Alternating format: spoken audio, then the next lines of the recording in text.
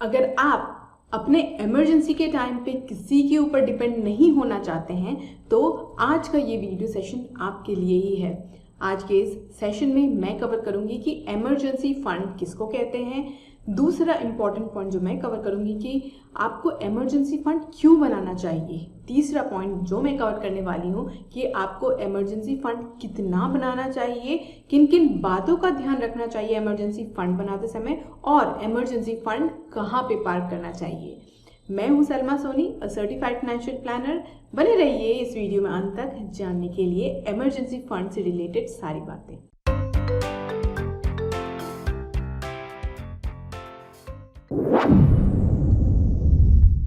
Emergency fund किसे कहते हैं? इमरजेंसी फंड वो फंड है जो कि आपके इमरजेंसी के टाइम पे काम आता है या फिर अनसर्टेनिटी के टाइम पे काम आता है। मतलब कि ऐसे बहुत सारे एक्सपेंसेस होते हैं जिसके बारे में हमें पता नहीं होता है या फिर हमें एक्चुअली बिल्कुल भी ध्यान नहीं होता है कि इस टाइप के एक्सपेंसेस आ सकते हैं और जिसको हम अवॉइड भी नहीं कर सकते। फर्ज कीजिए कि आपके पेरेंट्स को कुछ पैसे की अचानक से ज़रूरत पड़ती है, तो उस टाइम पे आप उनको अवॉइड नहीं कर सकते। ऑफ कोर्स आपको करना भी नहीं चाहिए, उनको हेल्प करना चाहिए।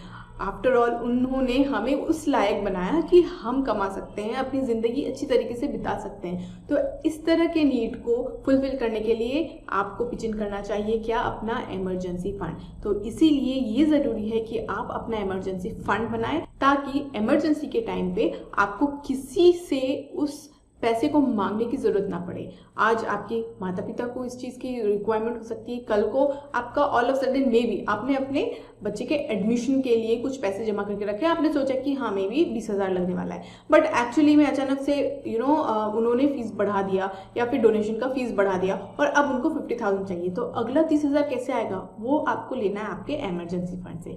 इसीलिए बहुत बहुत ज़रूरी है कि आप अपना इमरजेंसी फंड बनाएं ताकि आप अपनी फ्यूचर के लिए जो भी इन्वेस्टमेंट कर रहे हैं उसको डिस्टर्ब ना करें।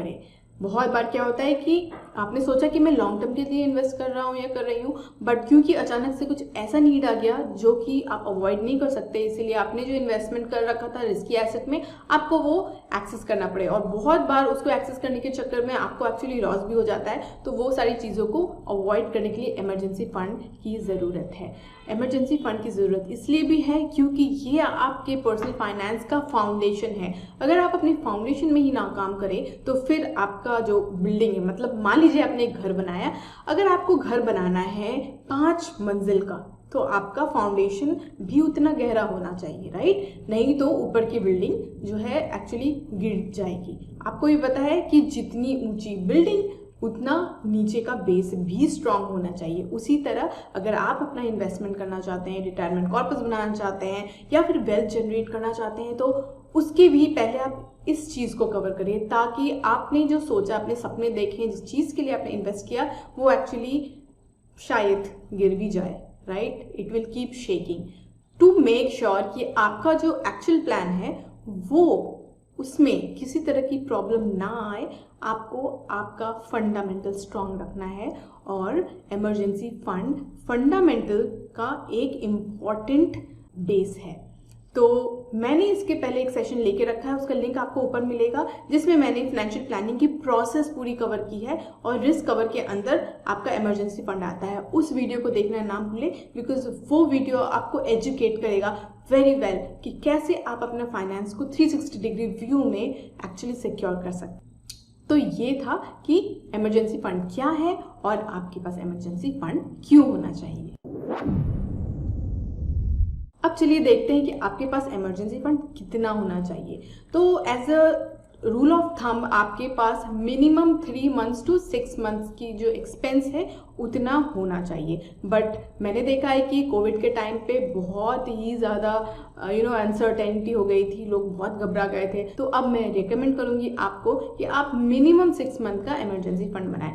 मान लीजिए कि आपकी सैलरी 1,20,000 रुपये है महीने की और आपका खर्चा 1 लाख रुपए है, which includes your EMI, basic expenses, school बच्चों की जो एक फीस वगैरह होती है, सब जो बेसिक जिसको आप बिल्कुल भी अवॉइड नहीं कर सकते, राइट? वो सारी चीज़ों को कवर करें तो तो 1 लाख का एक्सपेंस आता है। तो आप मिनिमम 6 महीने का इमरजेंसी कॉर्पस बनाएं विच इज 6 लाख रुपीज। और अगर आप 1,20,000 इंटू 6 करते हैं तो वो और भी अच्छा है, बट बेयर मिनिमम जो आपके एक्सपेंसेस हैं, बेसिक नीड है, उसका मल्टीप्लाई बाय 6 आपका इमरजेंसी कॉर्पस का अमाउंट होना चाहिए।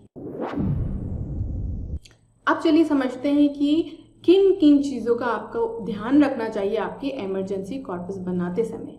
तो इमरजेंसी कॉर्पस बनाते समय सबसे इम्पॉर्टेंट चीज़ ये है कि आपको ध्यान रखना चाहिए कि आप पैसे वहीं रखें जहाँ पे आप इजीली एक्सेसिबल कर सकते हैं। अगर उन सब जगह पे जहाँ पे आप रख रहे हैं आपको रिटर्न भी कम मिल रहा है तो भी चलेगा। इम्पॉर्टेंट यहाँ क्या है, लिक्विडिटी, मतलब आपको एक्सेसिबल होना चाहिए जब भी आप चाहें। तो ये बहुत ही इंपॉर्टेंट चीज़ जो आपके ध्यान पे रखनी चाहिए। दूसरी चीज़, आप इसमें बिल्कुल भी ना जाए कि इसमें रिटर्न कितना मिल रहा है, क्योंकि return is not a priority here. Priority is that it has to be liquid और आपके पास तुरंत एक्सेसिबल होना चाहिए जब भी आपको रिक्वायर्ड हो, right. These are the 2 important points which you need to keep in your mind while you prepare your emergency fund. इन 2 बातों का ध्यान जरूर।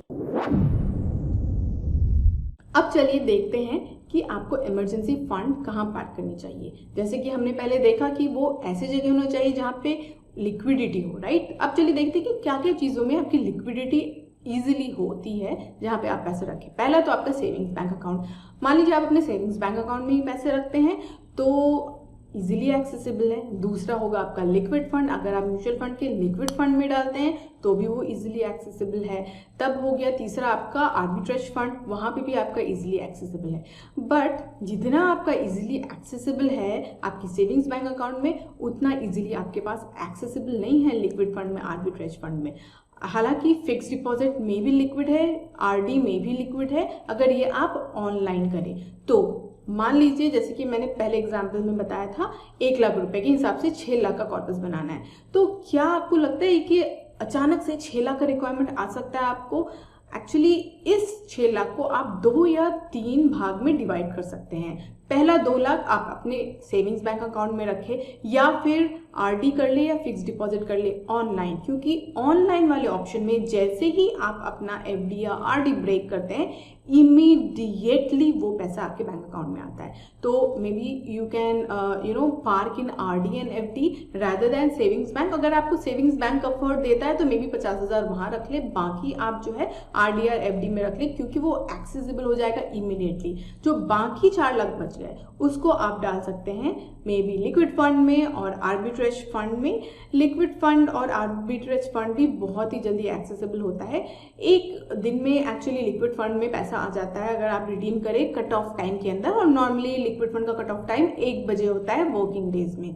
दूसरा है arbitrage fund. Arbitrage fund is also save like a liquid fund, but इसमें normally 2 से 3 दिन लग जाता है पैसा आने में। तो इस हिसाब से आप कहाँ पे आपको पार्क करना है, आप पहले जान लें कि आपका कॉर्पस कितना बड़ा होना चाहिए, फिर आप उसको 2 से 3 भाग में डिवाइड कर लें। यहाँ पे बहुत इंपॉर्टेंट है कि आप ये ना देखें कि आपको रिटर्न कितना मिल रहा है। अगर आपको रिटर्न 4% या 5% भी मिल रहा है दैट इज ओके।